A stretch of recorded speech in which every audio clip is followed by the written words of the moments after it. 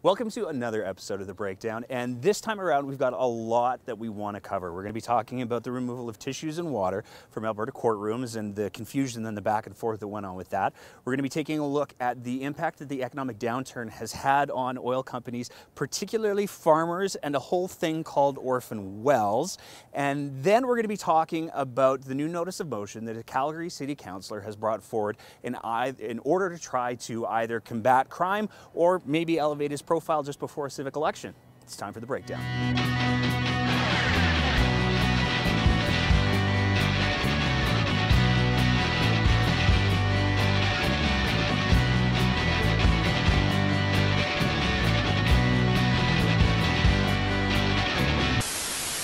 To start off this episode, we want to try to break down a little bit of what happened with the whole kerfuffle in regards to tissues and water being removed from courtrooms in Alberta that was previously being provided to victims of crimes as well as people who are testifying in court cases.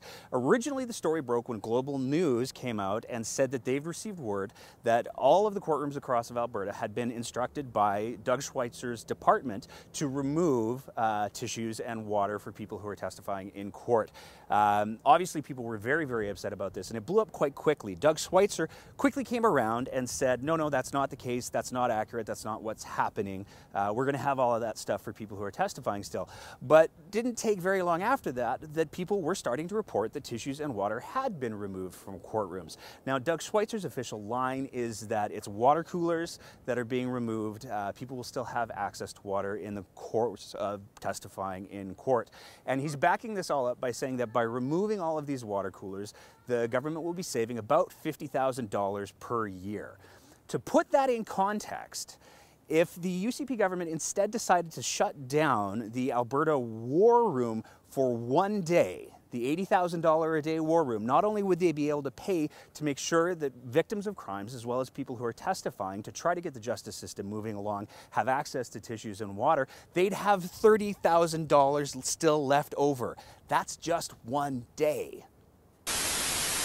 One of the things that Albertans have learned over the last year of the UCP's forming government is that if you want to know what the UCP government is going to do next that's controversial, all you have to do is really watch for one of the horsemen of the apocalypse named Rick Bell to come riding out of the sky and write something really, really offensive. Last week, Rick Bell did exactly that. The column that Rick Bell wrote was all about safe consumption sites, and in it he said a lot of really horrifying things, not only about addicts, but he said a lot of really inaccurate things about safe consumption sites, backing up the UCP narrative that we've seen a significant increase in crime around safe consumption sites. Well, the reality is, it's not true at all. So when we're talking about the actual statistics that have to do with safe consumption sites, there's a couple of things that people immediately get upset about. One of them is needles. Well, as we discussed in a previous episode, if you take a look at the statistics for the numbers of needles that safe consumption sites hand out versus the number of needles that they collect, they actually collect more needles that they hand out. So safe consumption sites actually reduce the number of needles that people see on the streets. So that's a good thing. The other thing that people have been making a lot of fuss about lately has to do with the amount of crime that we're seeing around safe consumption sites. And there's a public perception that because there's more people who are visibly using drugs in and around safe consumption sites, that there's a higher level of crime. According to a recent report from the Beltline Community Association, that's not true either. And in fact, if you take a look at the crime statistics, the only crimes that have increased around safe consumption sites are when the public is calling in regarding concerns that people are using drugs. If you take a look at violent crime, if you take a look at break-and-enters, if you take a look at car-related crime, all of those numbers are actually lower in the 250 meters around safe consumption sites than they are anywhere else in the core of the city. Now, one might think if you were in a position of leadership in a province or a government that you might, having access to this information, want to do everything that you could to correct the misconceptions in the public about the impact of safe consumption sites instead of doubling down on them, but that's exactly what the Premier of Alberta has done. Not only did he retweet Rick Bell's column, but he referred to safe consumption sites as NDP consumption sites. Safe consumption sites aren't an NDP invention. They've existed for a very long time all around the world and in several places in Canada, and they've been proven to have a net positive benefit, not only in regards to preventing people from dying, which is their primary purpose, but also also in helping people transition to treatment. So one can't help but wonder why Jason Kenney continues to portray safe consumption sites in an extremely negative light when they actually have a positive impact. Addiction and the opioid crisis is an incredibly complex issue. There's a lot of different factors that come into play, but there are a few things that are for sure. First of all, the misconceptions that exist around addictions are incredibly inaccurate, and they're also incredibly harmful. For somebody to get off of drugs or recreational chemical use, especially when they're addicted, isn't as simple as just making a choice. There's an organic process that's at place. If you don't believe me, you can look up something called neuroplasticity. But here's the bottom line. I've never met a kid and 5, 6 years old who, if you ask them what they want to be when they grow up, they say that they want to be hanging out at the safe consumption site doing whatever they have to do in order to pay for their next fix. The reality is that when we're talking about addiction, we're talking about somebody self-medicating some form of existing trauma, whether or not it's a surgical procedure that they were prescribed opioids for, whether or not it's emotional trauma, or whether or not it's sexual trauma, they're always self-medicating something. And that's something that addictions experts across the world absolutely agree with. So why the Premier of Alberta has chosen to take this incredibly inaccurate and misleading public stance on these issues is really confusing, especially when he's made his thoughts on the use of other recreational chemicals extremely clear. There's no question that the economic downturn that the province of Alberta has seen, particularly due to the downturn in oil and gas, has had some pretty major impacts, but we're just starting to realize what the scope of that impact is actually potentially looking like. For starters, recently, there was a lot of attention that was paid in the media to the fact that there are oil companies that owe over $170 million in back taxes to municipalities across the province. That's a lot of money, and that comes at a time when the provincial government is actually downloading the costs for increasing police in rural areas onto municipalities as well. So there's a lot going on there, but there's another piece of this puzzle that isn't getting nearly as much attention, and we want to talk about that for just a second. Now, to be really clear, the oil companies that we're talking about in this segment aren't the monster oil companies that have really benefited a lot from the corporate tax cuts that Mr. Kenney created for them. But what we're talking about is the smaller oil companies. So these are the smaller oil companies that were formed when the oil boom really started up, but they've been struggling for quite a while now, and the effects of that struggle are starting to show. Not only are we talking about the $170 million in property taxes that haven't been paid, but a lot of these oil companies are starting to struggle to pay their rent. Now, when an oil company has a well on somebody's property, so they've entered into agreement with a farmer or something, they agree to pay rent on that space. But what's happening more and more and more is that because of the downturn and because of the difficulties that oil companies are having getting their product to market, they're not able to make ends meet. And one of the first things that happens is they don't pay their rent. Now, right now, where that stands is there's about $20 million in back rent that's owed. Currently, there exists a system where if a farmer has rent that they're owed, they can actually go to the province and they can get the province to pay for it. So when we're talking about oil companies defaulting on the rent, we're not just talking about the farmer losing out. This is something that gets bumped over to the taxpayer very, very quickly. Now, when asked about what he believes the province should be doing about not only these back taxes, but this back rent, Mr. Kenney has been very adamant that the best thing to do is to get the economy restarted. Well, it's not, I don't see them as competing priorities. It's just competing realities. On the one part, the municipalities need the revenue and they have every right to assess it and to seek to collect it. They have the legal right to collect it. But for companies that are on the verge of bankruptcy that have no cash and very little in the way of assets, there's not a lot to go after. So I would just say with the municipalities, work with us to try to create the best conditions to turn that economic situation around. And that's what we're trying to do. Now, this ignores all of the economic projections that we've seen for Alberta's economy, which is a very, very, very slow growth. So the reality is that these companies are not going to be in a position anytime soon to be able to pay the money that they're owing to these farmers who are renting them land, as well as the municipalities that they owe property tax to. But it gets even more complicated than that.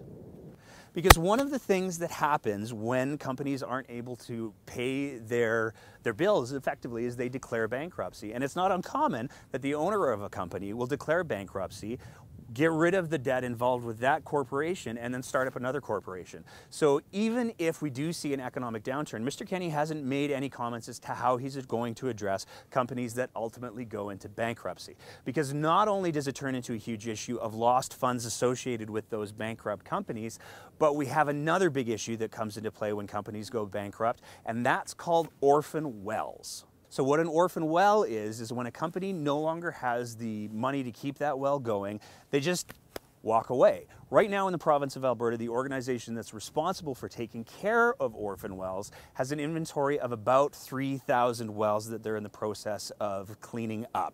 Because the reality is that once an oil well is done doing its thing, there's still a big reclamation process that needs to happen. And we're going to talk about that in just a sec. But like I said, right now, there's about 3,000 orphan wells that exist in the province of Alberta. There's some really startling numbers that came out of a story by the Narwhal, which indicates that the numbers that we're looking at for orphan wells in the province of Alberta are potentially going from 3,000 up to 80,000. So there's 80,000 additional wells in the province of Alberta that are projected to not ever be able to produce again. And that's 80,000 wells that are going to need to be cleaned up or remediated.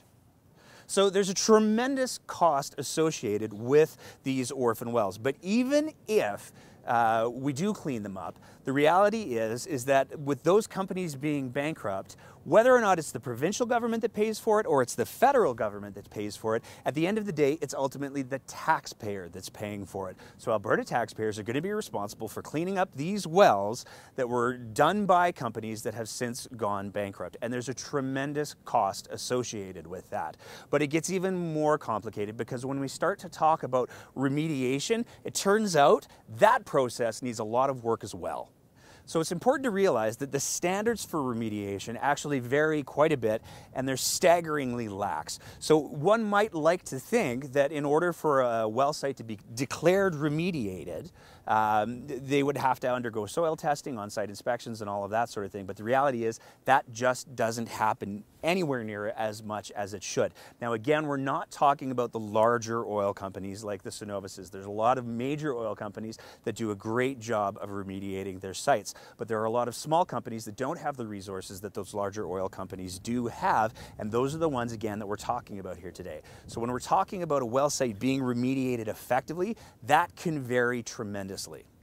All of this is by way of saying that the whole conversation around smaller oil companies that default on not only their property taxes and their rent, but their responsibilities on their well sites is way more complicated than anyone is really leading anyone else to believe right now. Because the reality is, looking at the possibility of 80,000 wells needing to be cleaned up, the cost to the taxpayer, not only from a monetary cost, but from an environmental cost, is going to be tremendous. Even if the provincial government or the federal government decide that they're going to put significant resources to get ahead of this building problem, the bottom line is it's still the taxpayer that's going to pay for it. And at the end of the day, saying we're just going to wait for the economy to turn around isn't going to be good enough, especially from a party who bases most of their claims on making sure that they're not passing down economic and environmental hardship to the children. Because right now, that's exactly what they're doing. During the last several decades, because of the oil boom and the economic growth that our province saw up until a few years back, Calgary grew from being a mid-sized city to an enormous city. With that growth has also come a lot of the problems that big cities tend to have. One of the biggest problems that we've seen, especially over the last year and a half, has been an increase in organized crime, and in particular, gun-related crime, gun-related murders, and gun-related shootings. Now, to be clear, there's a lot of factors that come into play to create the kinds of situations where we see the increase in gun violence and where we see the increase in homicides that we've been seeing in Calgary over the last couple of years. It's a really complex issue, but there's a couple of things that need to be considered in order to really have a good conversation about the topic. The first one is the vast majority of these homicides and the vast majority of these gun-related incidents are extremely targeted. These are not random events. And there's absolutely a risk and a concern about a wayward bullet flying somewhere and hitting a bystander. That's a very real problem. And we've had that happen in this city before. But the vast majority of these events are extremely targeted. And that's really important to understand going forward in this conversation. Now, given that these problems are all happening within the City of Calgary, one of the bodies that's most responsible for making sure they get dealt with is City of Calgary Council. Now, there's been no shortage of criticism against the City of Calgary Council over the last couple of years, really, and a lot of that has to do with how incredibly dysfunctional council has become. One of the criticisms that's recently come up is the fact that it seems like city councillors are now in a mode of constant campaigning, and they're focused more on what's going to get them public attention and media attention rather than what's actually best for the city. And that gets really important in regards to the conversation that we're going to have about the issue of gun violence in the City of Calgary.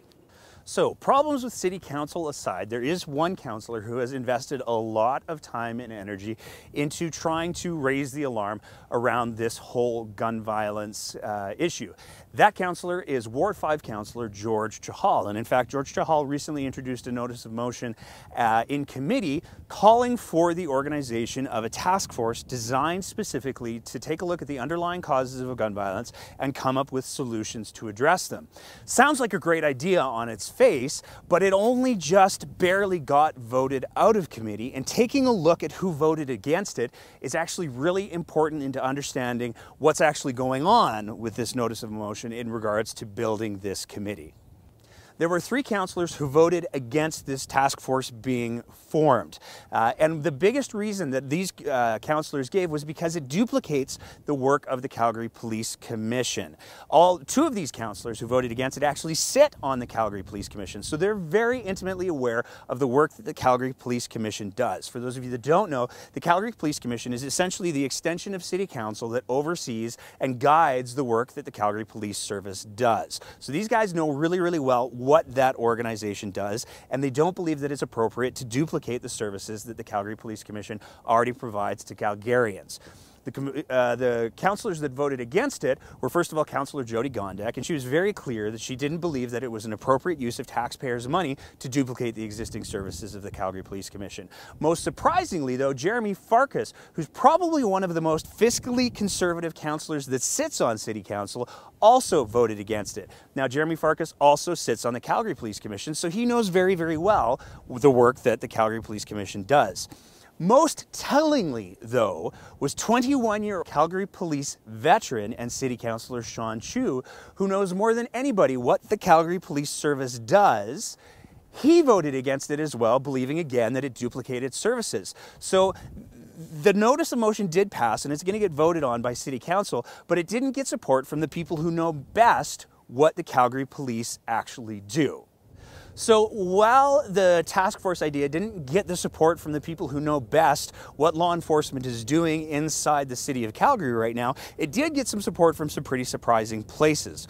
One of the first places that it got support from was actually from the Minister of Community and Social Services, Rajan Sani. Rajan tweeted out a comment that she was really excited about the formation of the task force and that she was looking forward to working with the City of Calgary as well as George Chahal in creating this task force and in dealing with the underlying gun violence problems. Now, right after that, actually Premier Kenney came out, and this is what he had to say about the formation of this task force. Well, the problem, first of all, there is a real problem here in Calgary right now, especially about gun violence, and it is a terrible issue. And I want to thank Councillor George Chahal for raising the alarm about this, and we would certainly be willing to cooperate with the City of Calgary in a task force to find solutions to crack down on the gun violence, particularly in the northeast quadrant of the city. Now, it creates a lot of really interesting questions because one can't help but wonder, why is it that the 3 city councillors who know best what the Calgary Police Commission is doing are against this task force, but we have a Minister of Community and Social Services who arguably wouldn't even necessarily be involved in this kind of thing. It's probably more the Minister of Justice games, but he's busy taking out tissues and water from courthouses. Why is she supporting this? And secondary to that, why is the Premier of Alberta then turning around and saying that he thinks this is a good thing? Again, all all during a time of fiscal restraint, and particularly right after significant changes to how the budget works affected how much money Calgary Police actually get. Well, as it turns out, as much as there are plenty of people who are saying that George Chahal only created this task force because he's trying to drill up public support for himself heading into the next civic election, which is less than 2 years away, and that's up for some debate, you can't say that George Chahal isn't a family man. And the reason why we know that is because during the last provincial election, George Chahal actually had a family member who was running in the provincial election. And not only did he put his support behind that candidate, but he put his actual work behind that candidate, driving around door knockers, driving around supplies. He worked pretty hard to make sure that that candidate got elected. That candidate, none other than the Minister of Community and Social Services, Rajan Sawhney. Now, there certainly have been, for months now, people raising the question, do we have a potential conflict of interest with Rajan Sawhney and George Chahal, both members of the same family, representing the same geographical area at different levels of government? So Rajan represents the provincial level for Calgary Northeast, and a large part of her constituency overlaps with George Chahal's Ward 5. So we have one family, effectively, representing two levels of government. And there's been a lot of people that have asked, does that potentially create a problem? Now, we don't know whether or not Rajan and the Premier's support of George Chahal's initiative has to do with any sort of family association or conflict of interest there, or whether or not they're aware of some sort of secret benefit that the two members of City Council who are part of the Calgary Police Commission and the ex-police officer don't know about. We don't have the answer to that. This will be going to vote over the next couple of weeks, and we will find out whether or not that task force becomes an actual thing. But it certainly is questionable that this government, and again this minister, who has had previous issues with conflict of interest, you may remember almost a year ago now, we asked the question whether or not she had a conflict of interest while she was still working potentially for an oil company and getting revenue from an oil company while being part of a government that was heavily supporting oil and gas. Took months and months to get an answer, but on her conflict of interest disclosure, she did eventually admit, yeah, she is still getting income from oil and gas. Never really publicly addressed how she was going to resolve that potential conflict of interest, though. So again, we have another issue where the UCP government and one of its ministers, one of its MLAs, is in a position where we don't know what's guiding her decisions, and we don't know whether or not that is influencing the Premier of the province. Because again, the fundamental question that we have is we have a government that has been preaching fiscal responsibility to no end, but they're supporting this initiative that's going to cost taxpayers more money and duplicates existing organizational work.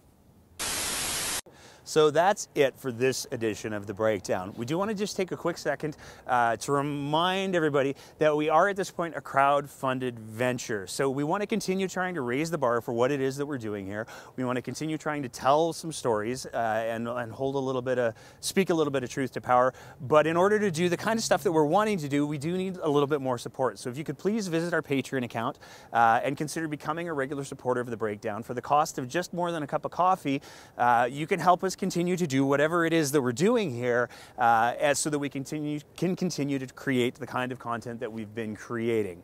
Thank you again for tuning in, and we'll see you next time on The Breakdown. To an enormous city. There's an N if the vowel comes after it. Damn it. We've also seen growth of some things that we don't necessarily want. Some people want violent crime, other people don't. It's okay though. Damn it. On today, welcome to another episode of my hand was all weird for that one. Let's do that again. Tissue, as well as people testifying in crimes, for crimes. I'll go get the sign out of the truck. Oh, you mean I can go? Oh, sorry. And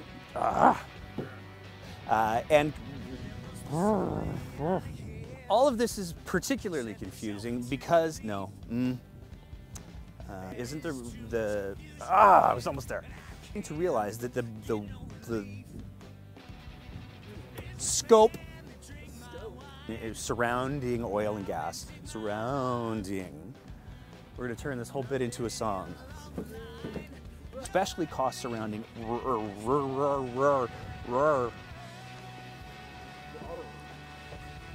are really starting to struggle. They've been struggling for a while, so we're going to do that again. A question of rent. Rent, I got distracted. Rent. Now, when asked what... damn it. How corporations... by smaller companies, not the giants. Damn it. And take some responsibility for cleaning up these websites. It's those websites that are causing all the problems. The logo's right there. We'll put a link in the click in the link in the click. Let's do that again. There's a new one I heard recently. Can't remember what it was. So that.